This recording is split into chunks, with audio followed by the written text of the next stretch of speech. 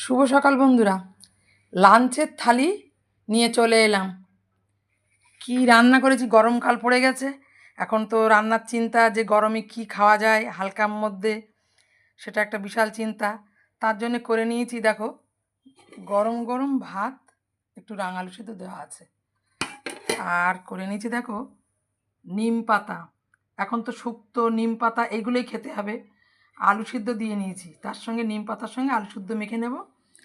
আর করে নিয়েছি দেখো লাউ দিয়ে আলু দিয়ে মটরশুঁটি দিয়ে ভাজা।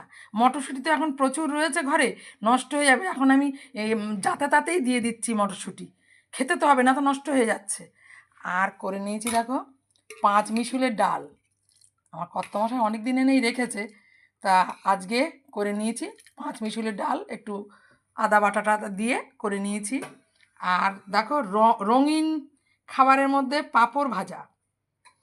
দেখো পাঁপড়গুলো অনেক দিনই আছে, আজকে পাঁপড় ভেজে নিয়েছি ডালের পাতে। আর এটা তো সকালে টিফিন দেব আমার কর্তামশাইকে। এই হচ্ছে আজকে আমাদের লাঞ্চের মেনু। কেমন লাগলো গরমকালের এগুলো রেসিপি, এইভাবেই আমরা খাবো।